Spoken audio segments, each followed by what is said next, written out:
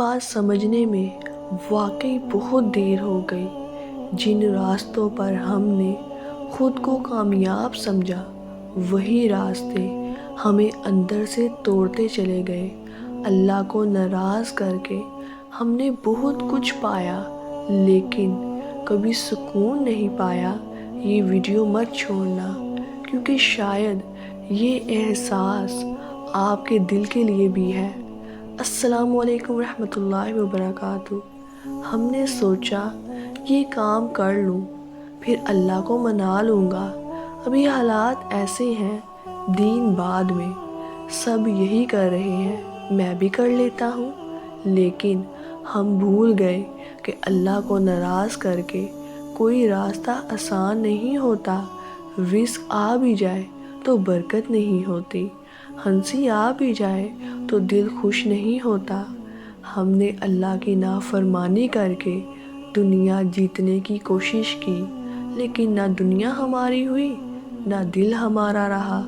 راتوں کو نیند نہیں آئی، دل بے وجہ بھاری رہا، اور ہم کہتے رہے پتہ نہیں کیا کمی ہے۔ کمی ایک ہی تھی، اللہ کی رضا۔ ہم اللہ کو صرف مشکل میں یاد کرتے ہیں، لیکن خوشی میں اسے بھول جاتے ہیں۔ حالانکہ اللہ تو وہ ہے جو خوشی میں شکر چاہتا ہے اور غم میں صبر۔ وہ ہمیں توڑنے نہیں، سیدھا کرنے کے لیے آزماتا ہے۔ ہم کہاں غلط ہو گئے؟ ہم نے نفس کی بات مانی، لوگوں کو خوش کیا، وقتی فائدے کو چنا، اور اللہ کو کہا یا اللہ بعد میں۔ لیکن بعد میں دل سخت ہو گیا، آنکھیں خشک ہو گئیں، اور دعا زبان پر بوجھ لگنے لگی۔ یہ سب اللہ کی ناراضگی کی علامت نہیں، اللہ سے دوری کی علامت ہے۔ اللہ کو ناراض کر کے کچھ حاصل نہیں ہوتا، یہ سچ ہے۔ گناہ سے پیسہ آ سکتا ہے، غلطی سے نام بن سکتا ہے، دھوکے سے فائدہ ہو سکتا ہے، لیکن دل کا سکون نہیں آتا۔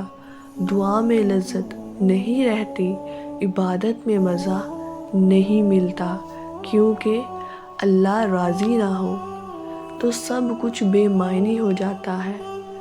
سب سے خوبصورت بات یہ ہے کہ اللہ نے واپسی کا دروازہ آج بھی بند نہیں کیا۔ وہ یہ نہیں کہتا تم بہت گنہگار ہو، وہ کہتا ہے بس لوٹ آؤ۔ ایک سچی ندامت، ایک آنسو، ایک یا اللہ معاف کر دے، اور قسمت کا رخ بدل سکتا ہے۔ اصل کامیابی یہ نہیں کہ لوگ آپ کی تعریف کریں، بلکہ یہ ہے کہ اللہ آپ سے راضی ہو جائے، کیونکہ اللہ کی رضا کے بغیر ہر کامیابی ادھوری ہے، اور اللہ کی رضا کے ساتھ ہر کمی قبول ہو جاتی ہے۔ ہاں، یہ بات سمجھنے میں بہت دیر ہو گئی، لیکن ابھی بھی دیر نہیں ہوئی۔ اللہ کو ناراض کر کے کچھ حاصل نہیں ہوتا، اور اللہ کو منا لیا جائے تو سب کچھ مل جاتا ہے۔ اگر دل نے گواہی دی ہو تو کمنٹ میں لکھیں یا اللہ مجھے معاف کر دے۔